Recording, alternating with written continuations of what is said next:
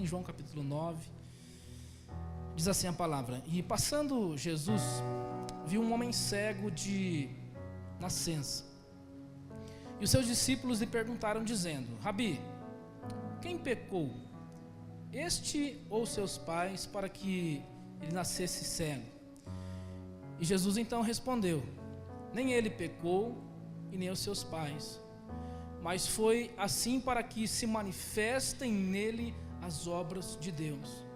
Convém que eu faça as obras daquele que me enviou, enquanto é dia, pois a noite vem, quando ninguém pode trabalhar. Enquanto estou no mundo, sou a luz do mundo. E tendo dito isto, cuspiu na terra e com a saliva fez um lodo e untou o lodo os olhos do cego. E disse: Vai, lava-te no tanque de Siloé, que significa enviado.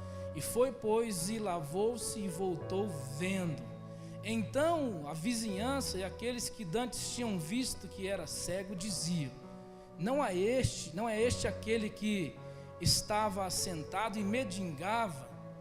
Uns diziam: É este, e outros: Parece-se com ele. E ele dizia: Sou eu mesmo. Diziam-lhe, pois, como se te abriram os olhos? E ele respondeu e disse-lhes: O homem chamado Jesus fez o lodo e untou os meus olhos e disse-me: Vai ao tanque de Siloé e lava-te. Então fui eu, lavei e vi. Disseram-lhe, pois: Onde está ele? E ele respondeu: Não sei. Levaram, pois, aos fariseus o que dantes era cego. E era sábado quando Jesus fez o lodo e lhe abriu os olhos. E tornaram-lhe, pois, também os fariseus a perguntar-lhe como o vira. E ele lhes disse: Pôs-me lodo sobre os olhos, lavei-me e vejo. Então alguns dos fariseus disseram: Este homem não é Deus, pois não guarda o sábado. E diziam os outros: Como pode um homem pecador fazer tais sinais? E havia dissensão entre eles. E tornaram, pois, a dizer ao cego: Tu que dizes daquele que abriu os olhos? E ele respondeu que é profeta. Amém? A semana passada foi ministrado aqui pelo pastor a palavra direcionada ao Todo-Poderoso, né?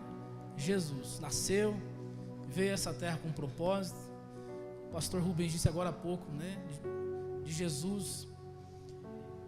Ele veio a essa terra e deixou um exemplo para todos nós. Um exemplo para todos nós. Eu estudando a palavra durante essa semana, Deus me trouxe algo ao coração que eu gostaria de compartilhar com os queridos nesta tarde. Jesus, a solução infalível. Ou seja, Jesus, a solução que não falha, nunca falhou. Eu tive acompanhando nesses dias alguns fatos, algumas coisas relacionadas principalmente ao cenário, né, do país, como tem vivido a economia, alguns muito otimistas para o ano que vem, alguns assim decepcionados com o ano que se passou, com esse ano que está se findando, 2018, e cada um com o seu relatório, cada um com um relatório diferenciado. Alguém dizendo assim: não, 2019 é o ano da decolagem. Outros dizendo: não, 2019 ainda vai ser um ano crítico, de muitas dúvidas, como vai ser? Alguém dizendo assim: esse ano agora que se passou foi trágico, vou deixar ele de lado e começo o dia 1º de janeiro com outras expectativas. Enfim, todos com o seu próprio relatório. E aí eu vi alguém dizendo, esses dias ministrando, ele disse algo que marcou a minha vida e eu gostaria de compartilhar isso com você. Sobre esse Jesus, ao qual é a solução infalível. Sobre esse Jesus que não está preso no que aconteceu em 2018, sobre um Jesus que não está preso no que vai acontecer em 2019. É um Jesus que simplesmente chega num lugar e faz toda a diferença. É uma passagem que todos conhecem, mas se eu perguntar aqui para alguns irmãos, vocês vão me dizer assim que vocês conhecem várias e várias outras passagens que relatam esse Jesus que cura, esse Jesus que muda um relatório, que muda uma expectativa, e que muda algo que a gente está guardando dentro da gente, ansioso, como vai ser, como vai prosseguir esse ano. Jesus faz a diferença. A gente viu a história da viúva, Jesus chega e ressuscita o filho dela. A gente vê um paralítico que estava lá perto de um tanque, e de repente Jesus chega lá e fala para ele que ele não tem que ir até o tanque, simplesmente cura. E agora a gente vê aqui um camarada cego, e Jesus usa um artifício assim que aos nossos olhos uma tremenda loucura.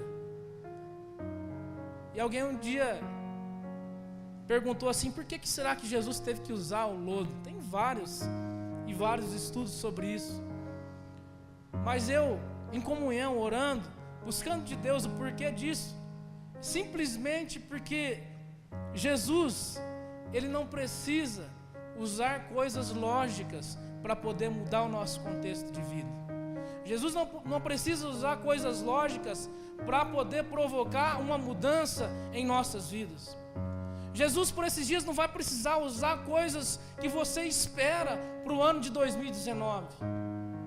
Às vezes ele quer usar coisas que não tem muita lógica, ao seu ver, ao meu ver, ao nosso parecer. Jesus na época poderia pegar um medicamento, né? Esses dias eu estava na casa da minha avó, a dona Odila, lá de Campo Mourão, né? Acho que ela tem mais de 30 anos de evangelho, quase 40 anos de evangelho. Uma senhorinha que veio aqui no lançamento do CD. E ela tem lá aquelas plantas chamadas arnica. Alguém já viu arnica? Conhece a arnica? Quem conhece a arnica? Só dá um sinalzinho assim, irmão, para não ficar sozinho, né? Amém. Boa parte, né? Os irmãos mais antigos conhecem um pouquinho, né? Na minha infância, a gente não tinha remédio para dor, né? A gente ralava, se passava arnica. Minha avó vinha com arnica. No outro dia estava cicatrizado. A gente tinha uma dorzinha de dente, a minha avó pegava aquele pedacinho de arnica e colocava no cantinho do dente. Parece que era fatal, passava. Jesus, naquele dia, poderia ter usado algo assim. Acho que na época tinha bastante lá, né? Na cultura judaica, até hoje é assim, tem muitos ramos, né? É uma medicina riquíssima. Eles usam raízes, usam lá troncos, folhas. Poderia amassar ali, passar nos olhos e usar aquilo que era lógico, mas Jesus não quis usar o que era lógico. Jesus usou algo diferenciado que ninguém esperava. Jesus vai trabalhar assim na sua vida a partir desse dia. A gente não espera muito algumas coisas que não têm sentido, mas é em coisas que não têm sentido que Jesus toma alguns caminhos, e foi assim em toda a história. Jesus pegou um camarada que era ruim de língua, tinha a língua dura, a boca dura, Moisés, e usou ele para libertar o povo do Egito. Jesus pegou um camarada improvável chamado Davi, a qual o pastor relatou aqui na terça-feira. Ninguém diria que Davi poderia vencer aquele gigante, mas era improvável. E Jesus, e Deus, o Todo-Poderoso, usa as improbabilidades humanas. Ele usa. Sabe? Talvez você está encerrando esse ano dizendo assim: puxa vida, mas partindo aqui da vida profissional primeiro. Alguém chega aqui neste fim de ano: eu cheguei aqui pela graça de Deus, você está dizendo. Eu consegui fechar este ano apenas pela graça de Deus, mas foi difícil, foi trabalhoso. E você às vezes está com um projeto já para o ano de 2019, como que vai funcionar, como que vai ser, e Jesus está tomando uma direção totalmente diferente daquilo que você está esperando. E você projetou algo para a sua família, você projetou algo com o seu filho, com a sua filha, com o seu esposo, com a sua esposa, e Jesus de repente está fazendo alguma coisa, um rebuliço talvez, que você não está compreendendo muito bem. Talvez seja aquele lodo. Por que vocês acham que perguntaram para esse cego 3 vezes e depois lá na frente perguntaram de novo? Como é que foi a história? Eles não estavam querendo saber se foi Jesus ou apenas do sábado, não. Eles estavam dizendo assim: como é que é o lodo? Como que é? Passou cuspe no seu olho. Alguém de repente ano que vem vai perguntar para você: como é que é essa história aí? Foi desse jeito mesmo que aconteceu? Mas não é possível, é improvável, mas Jesus faz.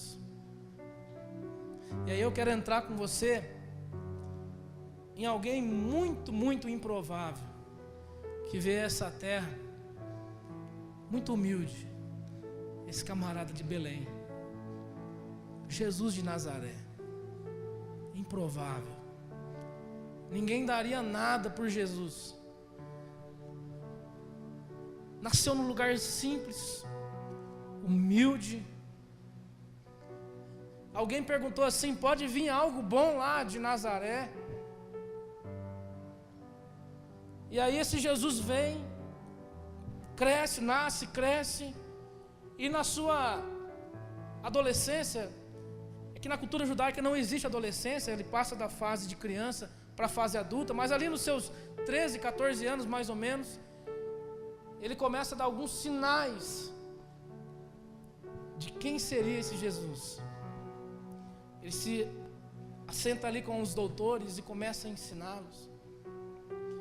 E mais tarde esse Jesus sai por essa terra selecionando alguns discípulos improváveis,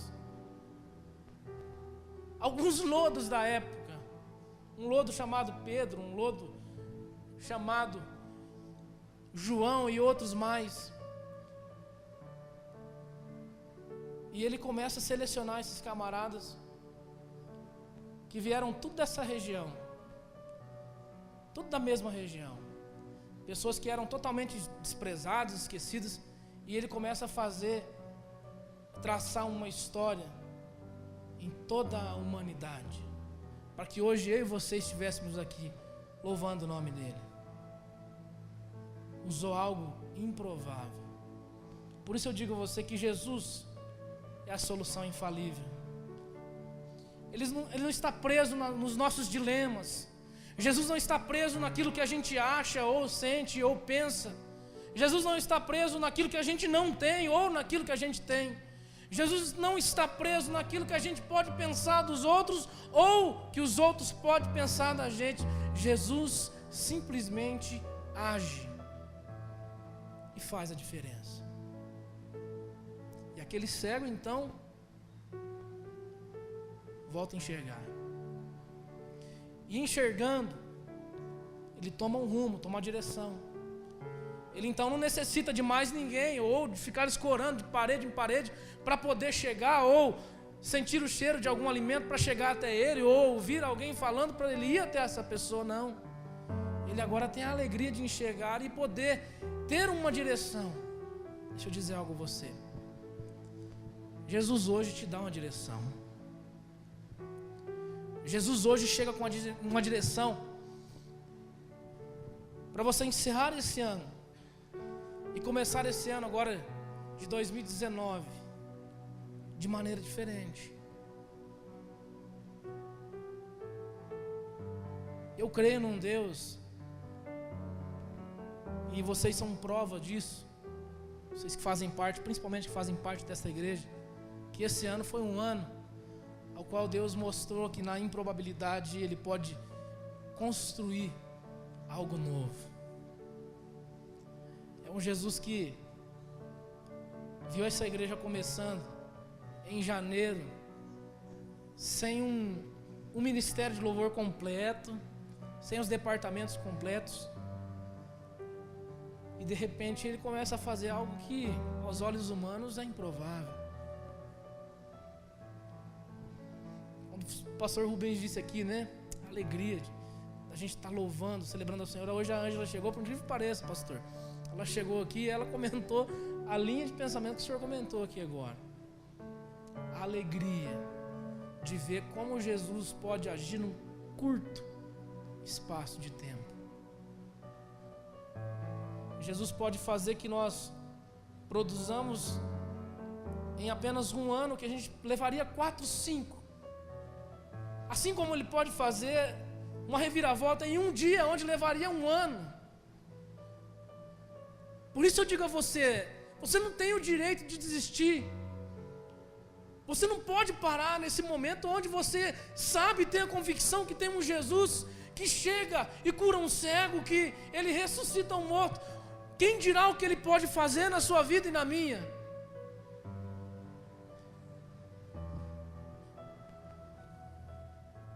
O que será que Jesus tem reservado para mim e para você esse ano? Eu não sei, mas eu sinto.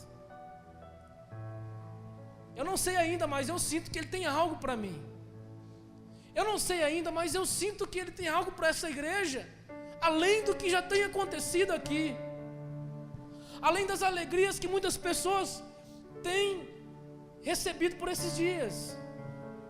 É esse Jesus. É esse Jesus que tem a solução infalível. E aí de repente seus discípulos ali perguntam para Ele: esse cara aí pecou? Às vezes você não se sente assim.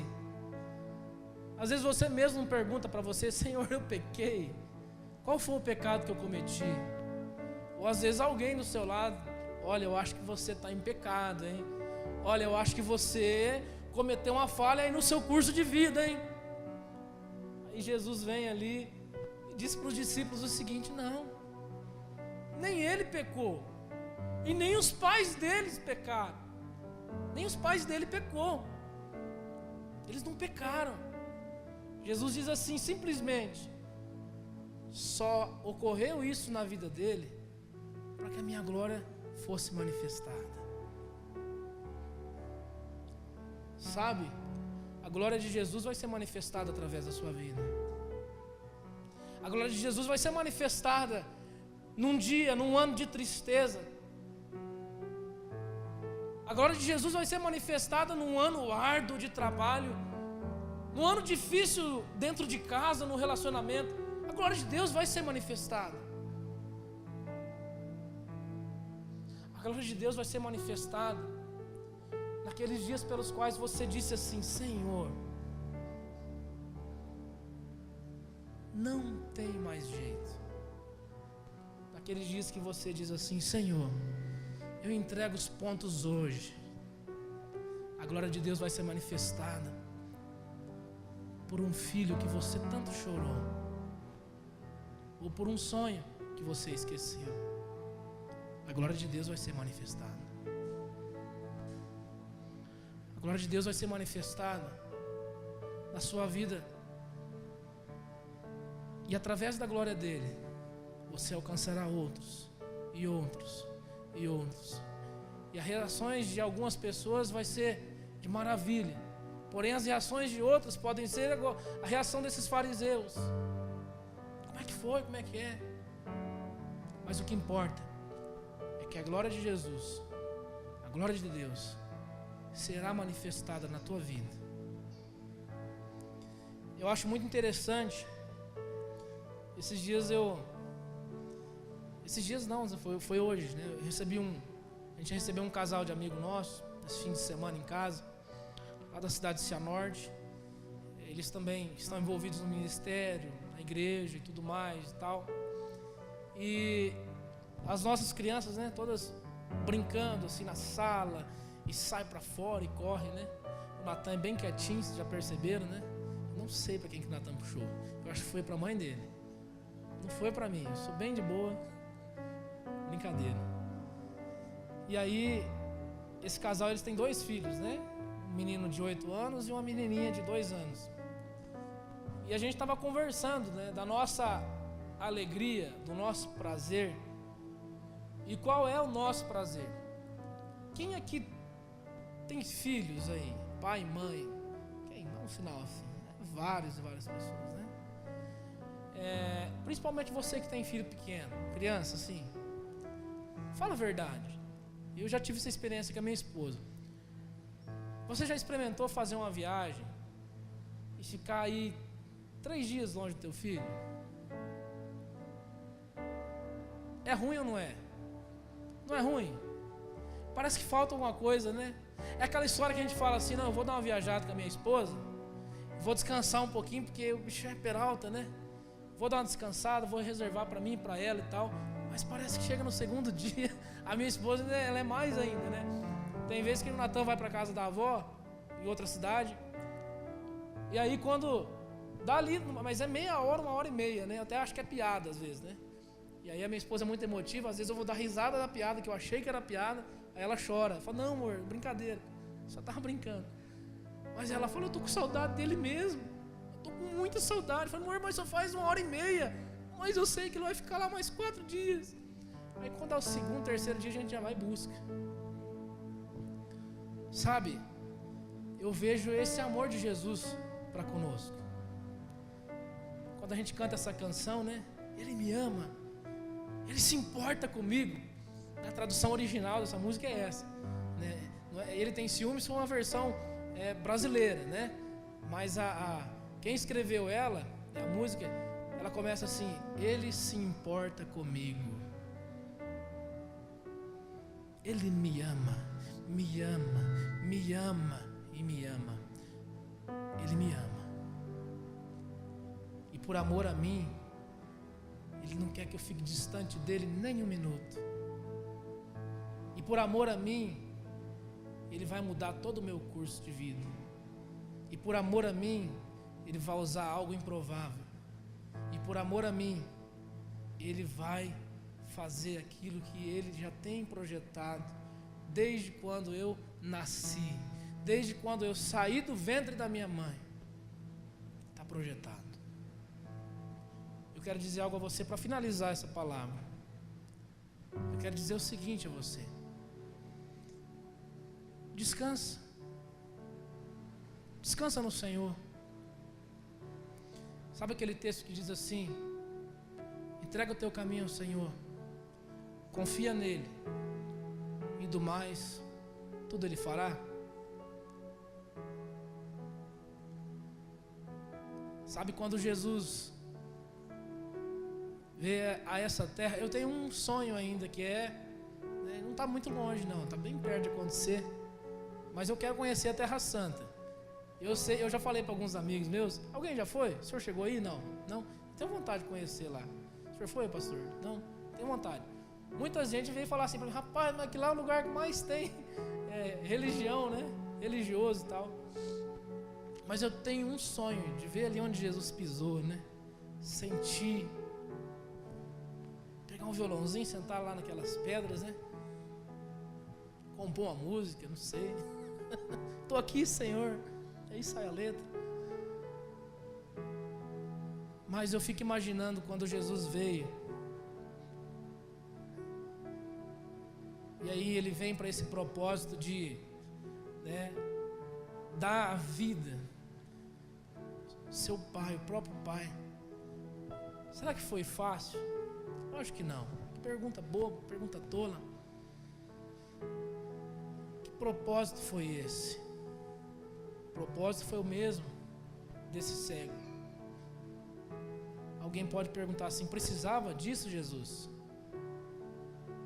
Se Deus quisesse ter feito diferente, Ele faria. Não precisava sacrificar o filho. Mas Ele fez aquilo para mostrar a manifestação dEle. Sem a morte, não haveria ressurreição.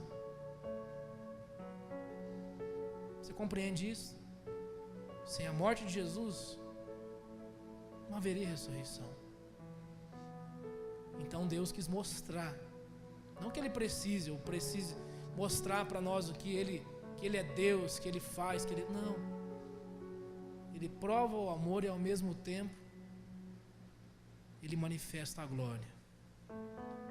E aí vem aquela canção linda, né? Ao terceiro dia Ele ressuscitou e nos aguarda. Eu creio que o dia mais lindo, depois desse que Jesus veio, então vai ser o dia que Ele vier, né, sobre o trono, e Ele disser assim a cada um de nós: vinde a mim, benditos de meu Pai. É o dia pelo qual nós aguardamos. Fim de ano chegando, comemora seu Natal, né? Não é exatamente, né, segundo estudos, o dia em que Jesus nasceu, né? Não é 25 de dezembro, mas é uma data que se comemora. Eu fui ensinado desde criança, meu pai e minha mãe sempre me instruiu nisso.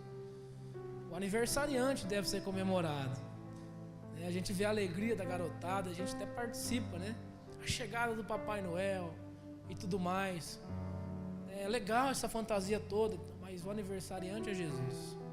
A gente ensina isso pro Natan, né? O Natan, ele acaba com a gente, né? Ele chegou no shopping esses dias, a gente foi fazer foto com o Papai Noel, ele chegou no Papai Noel e falou: olha, eu sei que você não é de verdade, viu? Eu sei. Fica sem graça. Mas a gente ensina, né? A gente não está acabando com a alegria dele, né? Com a imaginação, não, mas a gente ensina qual que é o que é o verdadeiro Natal, né? O sentido. Antes que alguém pergunte, mas é pecado tirar foto do Papai Noel? Não é isso que eu estou falando. Até eu tirei, tá? Foto lá. Apesar que eu acho que eu, pantoio de Papai Noel, ficaria mais chique, né? É barba e barriga, né? É facinho. Amém, queridos? Jesus vai modificar toda essa história. Jesus, grave isso na mente. Jesus, a solução infalível. Jesus, a solução infalível. Amém?